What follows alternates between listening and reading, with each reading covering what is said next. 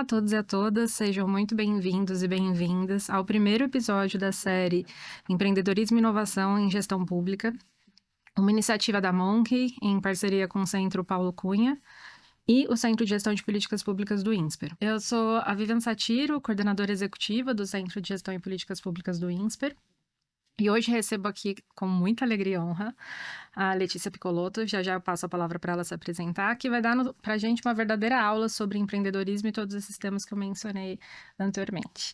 Obrigada, Letícia, bem-vinda. Você pode se apresentar para a nossa audiência? Claro, obrigada mais uma vez pelo convite. Eu estou super feliz de estar aqui hoje, podendo falar sobre esse tema, né? Empreendedorismo no setor público é algo parece tão complexo, né? Tão desafiador, mas que de fato é possível e vai ser super legal ter essa troca hoje com você e contar um pouquinho da minha experiência. Mas, em resumo, me apresentando brevemente, eu já tenho uma história de mais de 20 anos no terceiro setor. Comecei a minha carreira no mercado financeiro, mas logo eu fui para o terceiro setor. E a primeira ONG que eu trabalhei foi o Instituto Empreender Endeavor. E a Endeavor, né, para quem não conhece, é uma ONG que trabalha com empreendedorismo. Foi uma das primeiras ONGs a, de fato, entender que empreendedorismo era uma chave super importante para o desenvolvimento econômico de um país, né? E a gente, no comecinho dos anos 2000, a gente tinha essa agenda de encontrar no Brasil empreendedores, né, de diferentes setores, áreas, e fazer com que eles crescessem para que eles se tornassem verdadeiros exemplos para jovens, que naquela época só queriam saber de trabalhar em multinacionais. Não estavam pensando em empreender e etc. E aí corta para hoje, né? Hoje o Brasil é um dos países mais empreendedores, a gente tem um universo, um ecossistema super, né, presente de diferentes iniciativas de empreendedorismo. O INSPER está aqui também fazendo uma série de iniciativas, promovendo uma série de iniciativas nesse sentido. Então, esse meu trabalho na Endeavor, esse comecinho da minha carreira foi super importante para que eu entendesse de fato a força, né, do empreendedorismo. E aí, passando um pouquinho mais de tempo, eu comecei a fazer um mestrado em ciências públicas, né, em ciência política, e entendi que não dava para a gente falar de empreendedorismo sem falar de governo, porque o governo tem, né, uma capilaridade muito grande, 40% do PIB está concentrado na mão do governo, qualquer política pública, né, melhor implementada tem um impacto direto na população de forma significativa, e comecei a ficar muito curiosa sobre como conectar essa agenda do empreendedorismo com o poder público, e a minha alegria foi ver que uma série de organizações também estavam pensando nessa pauta, né? Isso foi em 2015, mais ou menos. A Fundação Bloomberg estava pensando nessa pauta e fomentando essa agenda de empreendedorismo no setor público. E a gente estava começando a falar de GovTechs, que eram, né, que são startups que querem desenvolver estratégias B2G, né, Business to Government. E essas startups, com novas tecnologias e com esse potencial de disrupção, podem implementar soluções e ajudar o setor público a inovar. E aí, a partir dessa minha inquietação de como conectar o empreendedorismo com o poder público, eu fundei o Brasil Lab, que é o primeiro hub, né, de inovação GovTech, e desde então ele está atuando, depois eu vou contar um pouquinho mais sobre ele, a gente vai poder falar um pouquinho mais sobre ele. E em paralelo a tudo isso, eu me mantive, né, também atuante na Fundação Brava, sou presidente executiva da Fundação Brava, que é uma organização que investe em projetos no Brasil, projetos inovadores, disruptivos. O INSPER é um dos projetos que a gente apoia, né, há muito tempo, com maior orgulho, e a gente tem apoiado diferentes agendas, área da saúde, área de segurança pública. A gente brinca que projetos difíceis que ninguém acha que é possível, né, fazer, a gente vai lá, apoia e ajuda, constrói juntos, né, a 4, 6 mãos, esses projetos. Então, a minha atuação nesses últimos 20 anos tem sido muito concentrada no terceiro setor, mas tentando empurrar algumas agendas junto com o governo. Bom, você falou de várias coisas que já me suscitaram aqui inúmeras perguntas e algumas nuvenzinhas na cabeça, mas eu acho que até para a nossa audiência, quem está nos assistindo, entender um pouco melhor qual que é a diferença do empreendedorismo que você fazia lá na Endeavor, né, e a ideia de empreendedorismo em políticas públicas. Porque eu acho que não é tão óbvio quando a gente fala em empreendedorismo em políticas públicas, para quem está nos ouvindo, nos assistindo, o que significa exatamente isso? O que é empreender em política pública, né? Como é que a gente empreende dentro do governo? A palavra empreendedorismo é uma palavra que significa, né, você encontrar uma solução para um problema, tirar essa solução do papel, né, e trazer inovação, trazer um novo olhar. Isso pode ser tanto de processo, quanto de produto, né, quanto de uma governança diferente, que vai levar a um resultado diferente. Então, é super possível empreender dentro do poder público, mas existem diferentes caminhos para isso acontecer, né? Então, o governo, ele pode de alguma forma, estimular esse intraempreendedorismo dentro da sua própria organização. Então, hoje a gente já conhece uma série de laboratórios de inovação que são incentivados, custeados pelo próprio poder público e trabalham de forma transversal, né, nas diferentes secretarias. Então, essa é uma forma do governo empreender. Outra forma é o governo fazer uma chamada pública para a sociedade, né, e aí abrir para outros atores, seja a academia, terceiro setor, né, as ONGs, ou os próprios empreendedores, a iniciativa privada, para que outros atores pensem, né, em possíveis soluções para aqueles problemas. Essa é uma prática que eu particularmente gosto bastante, porque eu acho que diferentes atores, né, sentados à mesma mesa e com diferentes backgrounds, eu acho que a gente consegue ter soluções muito mais inclusivas e muito mais fortes, né, resilientes. Então, essa é uma outra forma do governo empreender. E, por último, é a contratação de tecnologia também, né? Que aí envolve essa relação direta com o setor privado, que é o governo tentar impulsionar novas tecnologias dentro do governo para implementar políticas, né, na área de educação, saúde, de forma diferente. Então, eu tenho também alguns exemplos depois que eu posso compartilhar, mas a contratação pura de tecnologia é uma outra forma também que o governo tem de empreender e trazer inovação para dentro. Então, são uma série de possibilidades, mas é super possível, sim, empreender dentro do governo. E qual que é o papel do terceiro setor nesse empreendedorismo? Porque eu entendo que vocês participam muito da formulação da agenda, como é que os governos estão pensando nos seus problemas públicos e as respostas para endereçar esses problemas. Mas quando eu estou falando de empreendedorismo, para além de todos esses exemplos que você trouxe do governo fazendo esse intraempreendedorismo, como é que o terceiro setor se envolve nesse processo e também atua como um agente empreendedor de políticas públicas? Eu acho que o terceiro setor, ele pode ser um verdadeiro laboratório de soluções, né? Então, ele pode testar soluções para que depois o governo implemente isso em uma escala muito maior. Então, esse é um caminho que o terceiro setor tem e nessa parceria que ele pode firmar, né, com órgãos públicos, eu acho que é uma forma super válida do terceiro setor estimular a inovação. Outra forma, eu acho que as organizações do terceiro setor que atuam como think tanks, né, e também fazendo um advocacy, pensando de uma forma mais inclusiva nos problemas e trazendo luz para esses desafios, para essas agendas, e impulsionando o governo. Olha, aqui tem um problema, mas tem também possibilidade de soluções. Eu também vejo que o terceiro setor pode ser esse impulsionador, né, de tirar o governo da zona de conforto, vamos dizer assim. E, por último, o terceiro setor também pode ajudar o governo na implementação.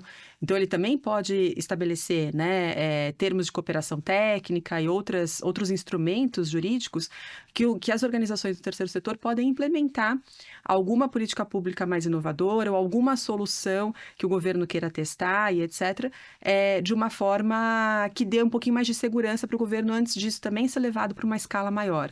Então, acho que são essas três formas que o terceiro setor pode estimular a inovação dentro do setor público, né? Então, seja uma relação direta também de implementação, de contratação, ou uma relação de advocacy, de pesquisas, de incentivo, de muita instigação, vamos dizer assim. E, por último, também testando essas soluções, mas aí numa escala um pouquinho menor, mas com essa capacidade do governo depois implementar.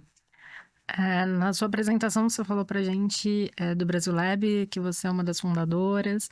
E te ouvindo agora, eu fiquei com a curiosidade de qual dessas agendas vocês estavam pensando em atuar quando vocês fundaram o Brasil Lab? Assim, qual foi a provocação da sociedade que vocês receberam para ter essa ideia, para juntar? Se você puder explicar para a gente como é que ele funciona, Claro. um pouquinho também, acho que talvez desse uma clareada. Claro.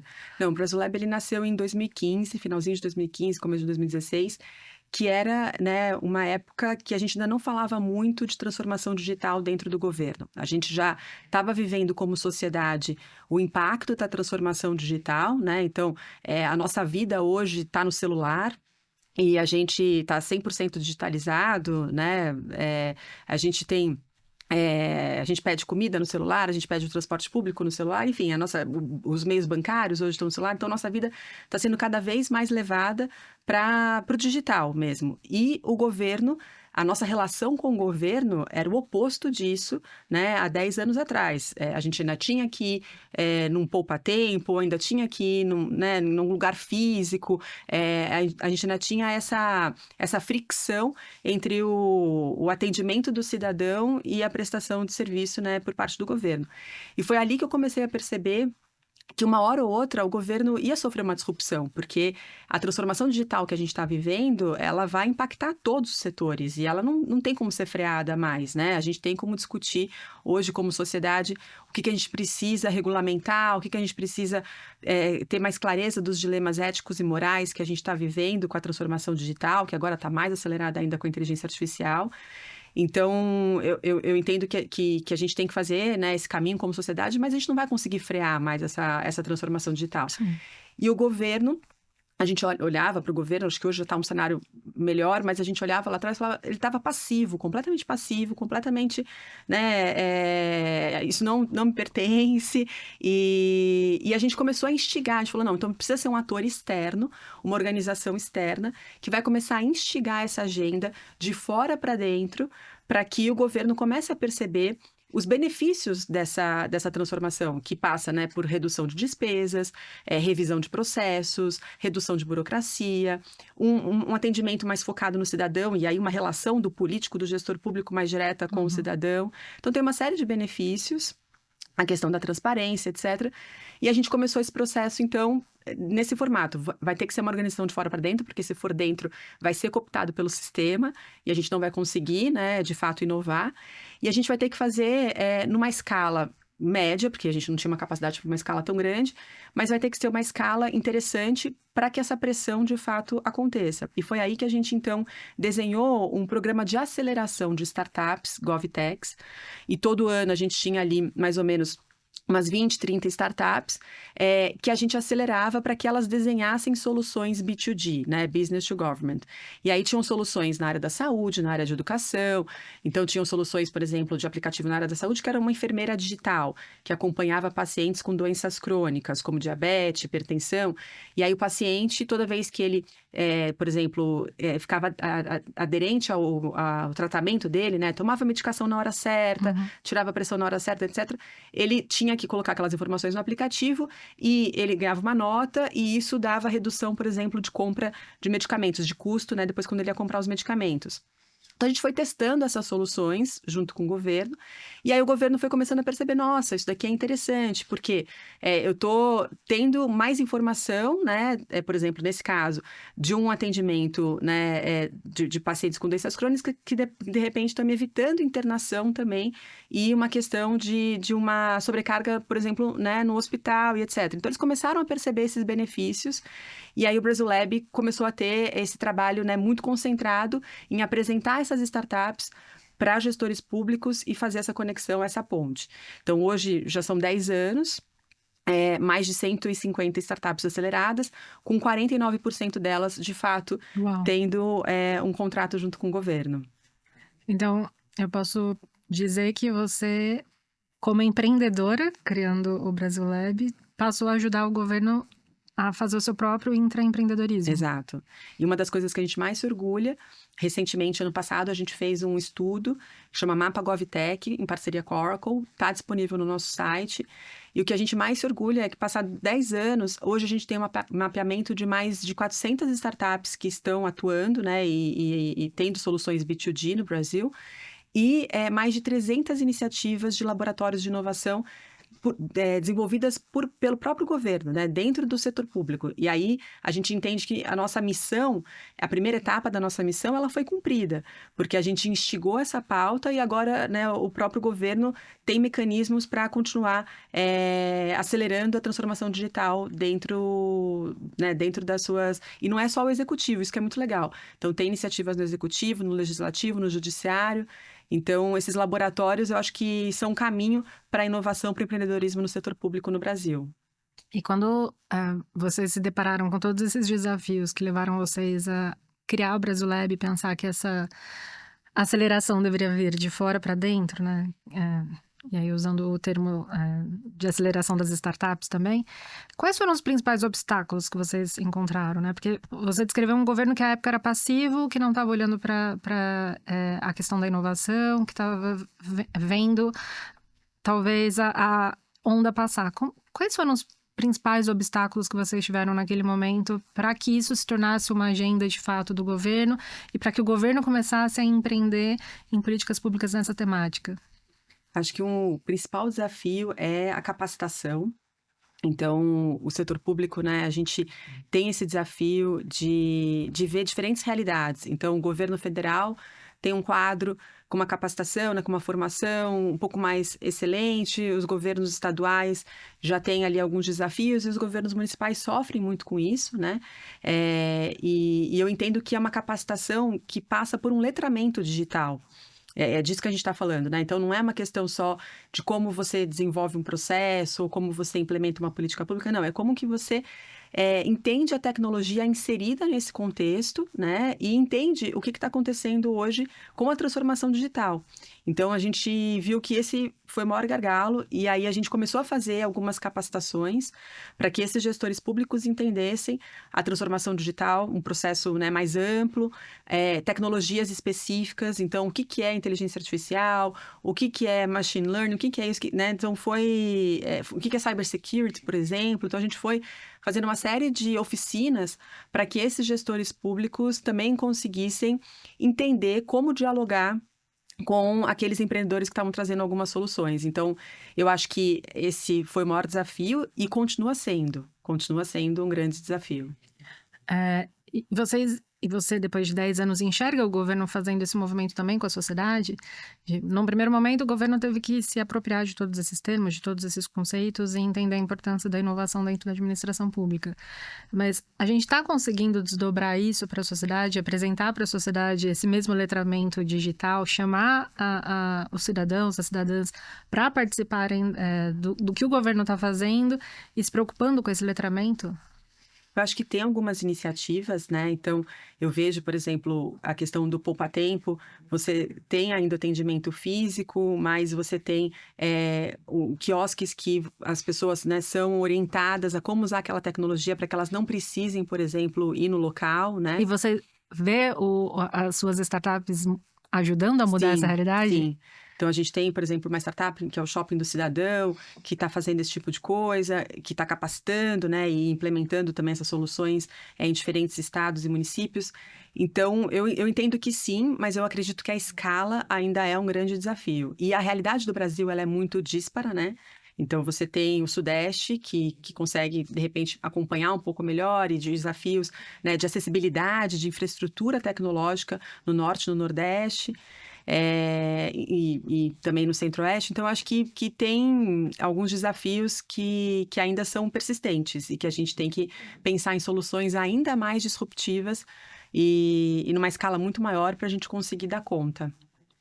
E a barreira cultural, né? Acho que vocês não estavam aqui, mas antes da gravação, eu e a Letícia, a gente estava conversando um pouquinho sobre esse tema e a gente estava falando muito sobre a burocracia, né? De alguns entraves burocráticos que impedem a inovação de acontecer.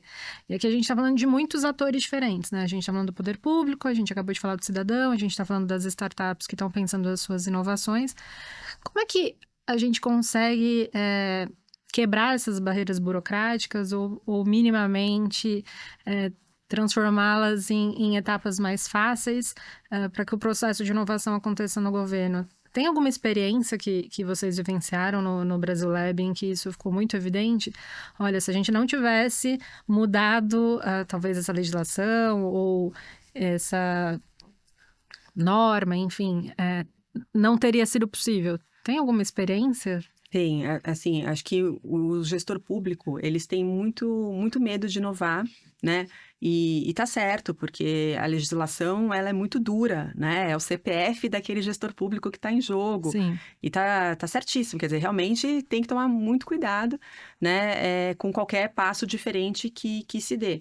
Então, acho que a lei das startups, né? Que é a lei de inovação, que foi aprovada, que permite esse ambiente de teste de soluções, né? Então, permite uma flexibilidade da regulação perante aquela solução, aquela política pública, né? De diferentes áreas.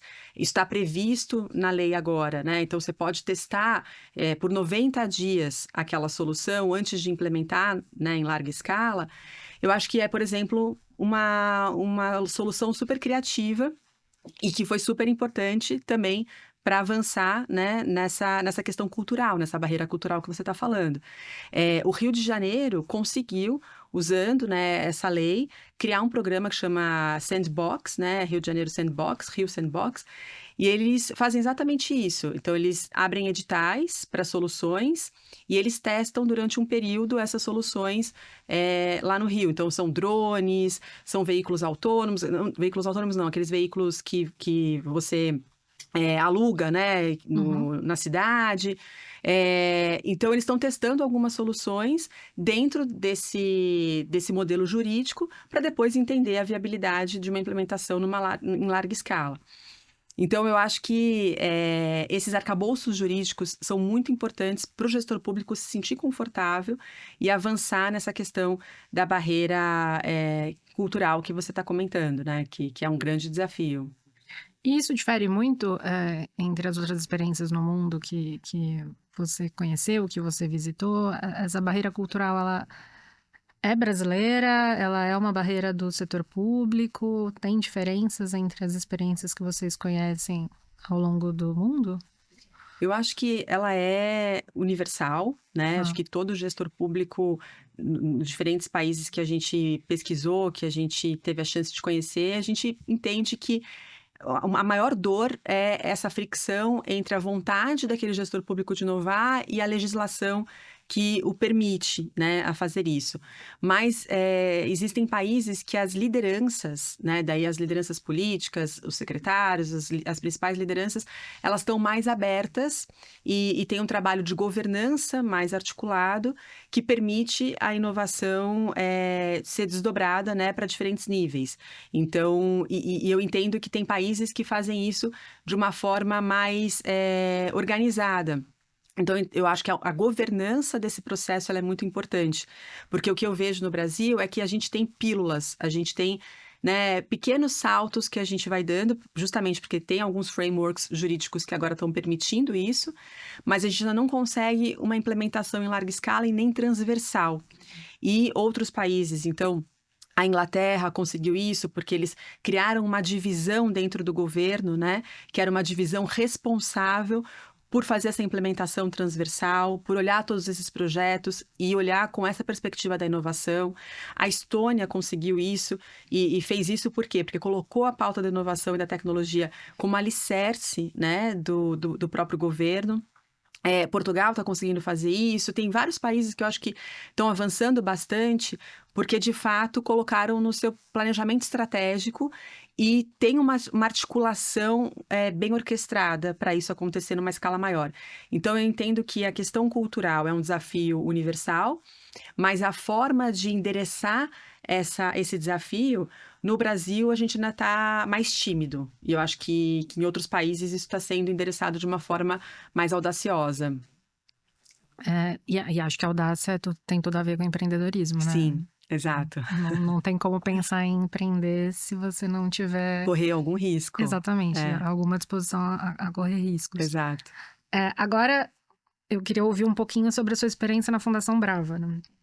Acho que ficou muito claro, te ouvindo sobre o Brasil Lab e todas as coisas incríveis que vocês têm feito, da ideia de empreendedorismo e inovação.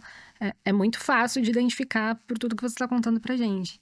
Mas quando a gente está olhando uma organização que não necessariamente está trabalhando com startups, que não necessariamente está trabalhando com inovação no sentido puro do termo. Como é que a gente pensa em empreendedorismo? Acho que a Brava, assim, a maior preocupação da Brava são as pessoas, né? Então, a gente entendeu dentro do nosso planejamento estratégico que nada vai avançar no governo se a gente não tiver líderes, né, com uma formação excelente, líderes com uma formação ética, com repertório técnico, né? A gente não consegue avançar se a gente não tiver, de fato, as pessoas boas nos lugares corretos, né, implementando essas agendas.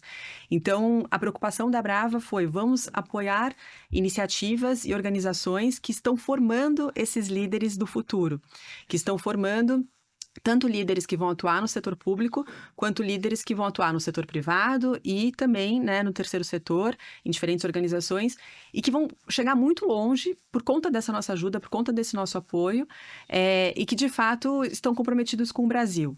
Então, quando a gente tem essa parceria com o INSPER, é muito com esse olhar. O INSPER é, né, um centro de excelência, a gente tem certeza que o INSPER vai formar as melhores pessoas e comprometidas com o Brasil, com essa perspectiva técnica, com esse olhar, né, mais amplo. E aí a gente faz um investimento muito expressivo em diferentes áreas. Então, tanto na área, né, do CGPP, do Centro de Gestão e Políticas Públicas, quanto também na área de tecnologia, com a universidade, né, à frente agora que vocês têm de Ciências da Computação, e todas as outras de engenharia, né, todas as outras escolas também que o INSPER tem ampliado bastante o seu escopo. Então, essa é a nossa, foi uma escolha importante para a gente. Outra escolha importante é a Fundação Estudar, que a gente apoia e que é uma organização da década de 90, numa época que era super difícil para o brasileiro estudar fora do país. E a gente entende que é importante abrir a cabeça, conhecer outras realidades, né? Beber de outras fontes. Então, a Brava vem apoiando a Fundação Estudar desde então. E hoje a Fundação Estudar tem uma rede de líderes super especiais que estão atuando em diferentes áreas, e o nosso grande objetivo é que esses líderes, eles cheguem o mais longe possível. O nosso sonho é que a gente tenha o próximo presidente do Brasil vindo do INSPER, vindo da Fundação Estudar, que eles ganham o prêmio Nobel, enfim, a gente tem esse sonho grande junto com os nossos parceiros, e o pilar da Fundação Brava são as pessoas. Então, eu posso dizer que a Fundação Brava está nos ajudando a criar não só os líderes, mas os empreendedores do futuro. Sim, exatamente. Os empreendedores que vão transformar as políticas públicas e o Brasil num país melhor. Exatamente, exatamente. Que não vão ter medo, né? É muito difícil, claro, mas é possível, né? Então, acho que a nossa intenção é apoiar essas pessoas a realmente encontrarem soluções para, de fato, empreenderem. E desafios vão sempre surgir. E a gente tem que ter essa resiliência e esse apetite ao risco para conseguir pensar em soluções inovadoras. Então, nessa perspectiva, eu posso entender que a característica do empreendedorismo, o espírito empreendedor, é uma característica importante para um líder. Sim, eu acredito que sim, porque o mundo está cheio de problema e a gente, pelo que a gente percebe, né, as coisas vão ficar cada vez mais complexas. Né, muita gente fala de policrises, quer dizer, são crises acontecendo em diferentes áreas, em diferentes lugares ao mesmo tempo. Então, as lideranças, elas precisam realmente ter essa visão 360, muita resiliência, muita vontade, né, de trabalhar em grupo, no coletivo, ser muito inclusivo, que eu acho que também é um desafio, né, que a gente vê. Então, de fato, se um líder hoje não for empreendedor, não tem como ele, na minha visão, resolver nenhum problema. E eu acho que, para isso, eu já parto para minha última pergunta. Você deu uma verdadeira aula para mim, e tenho certeza que para todo mundo que está nos assistindo hoje. Você começou falando de empreendedorismo, como é que os governos podem se tornar mais empreendedores. Você contou do trabalho todo do Brasil Lab e como é que vocês estão trabalhando com as GovTechs e pensando também em empreendedorismo em governo, mas um olhar de fora para dentro.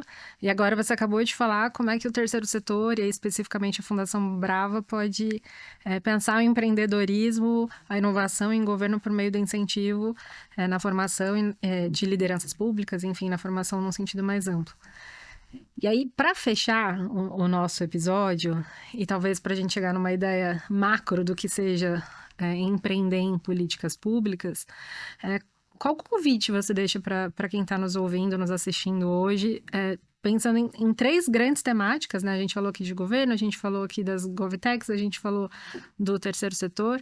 E qual é o convite que a gente pode fazer para as pessoas nos ajudarem a empreender em políticas públicas, seja no CGVP, seja na Brava, no Brasil Lab? Como é que a sociedade civil pode se engajar nesse tema e se aproximar de também ser um pouco mais empreendedor dentro desse tema de políticas públicas?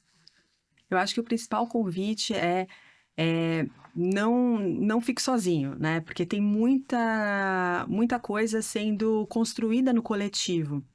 Então, as organizações do terceiro setor cada vez mais estão produzindo conhecimento e produzindo frameworks, né? Para que a gente consiga perceber que é possível. Então, por exemplo, uma iniciativa que a gente já apoiou lá atrás de segurança pública no estado de São Paulo, tem ali uma receita que, de repente, pode ser implementada num outro estado, né? Talvez com um ou outro ajuste, porque né, uma realidade não é exatamente igual a outra, claro, mas existe um caminho que pode ser percorrido. E essas experiências, elas estão disponíveis tanto no Brasil quanto fora. Tem muitas organizações fora também. Eu comentei aqui da Fundação Bloomberg, mas existem N outras que têm essa preocupação de mapear boas práticas, mapear boas experiências e deixar isso público, deixar isso em evidência, para que os gestores públicos, né, ou líderes de outras organizações, olhem e falem, olha, isso daqui é possível, né, ser feito, é possível, como que ele fez, quais foram os desafios. Então, acho que, assim, o meu convite, a minha mensagem final é um pouco essa. A gente não pode se isolar, a gente não pode achar que não dá para fazer, a gente tem que partir da premissa de que dá para fazer. Claro, é difícil, mas dá para fazer. E se cercar de todos esses atores. A academia, né, o INSPER tem um papel muito importante. Vocês ali estão também fazendo um trabalho de advocacy, além de formação, vocês estão fazendo um trabalho de advocacy também, de dar luz para políticas públicas que estão funcionando no Brasil, né, baseado em evidência, isso é incrível. Então, eu acho que um gestor público que está nos assistindo, está nos ouvindo, que queira pensar em empreender, tem uma série de organizações, e depois a gente pode aqui disponibilizar por link, etc., que estão fazendo já esse mapeamento do que dá para fazer, como fazer, e seria muito legal, muito importante ele se inserir nesse ecossistema, né? E outra questão que eu acho também super importante é buscar capacitação, buscar formação. Pode ser tanto uma formação mais, né, estrito sensu, quanto uma formação livre, né? Aprender, acho que a gente tem que se manter muito curioso, muito aberto, porque o mundo está cada vez, como a gente falou, cada vez mais complexo, a transformação digital cada vez mais rápida, com inteligência artificial ainda a gente vai ver uma aceleração maior. Exatamente. Então, a gente tem que continuar esse aprendizado, esse processo de aprendizado contínuo sempre. Letícia, muito, muito, muito obrigada. Primeiro, pela sua generosidade em aceitar o nosso convite, de trocar essa ideia, disponibilizar seu tempo. Depois, assim, por todos os seus ensinamentos, por ter compartilhado com a gente tantas coisas e conceitos que me parecem ainda muito novos quando a gente está falando em políticas públicas. Obrigada, eu tenho certeza que essa é a estreia da série em Empreendedorismo e Inovação em Políticas Públicas. E eu tenho certeza que você vai conseguir trazer todo mundo para assistir os próximos episódios, porque esse episódio ficou realmente incrível. Assim, eu espero. Eu que agradeço, foi ótimo, adorei esse bate-papo e conte comigo sempre que precisar. Foi muito bom. Muito obrigada. Obrigada. Obrigada, pessoal.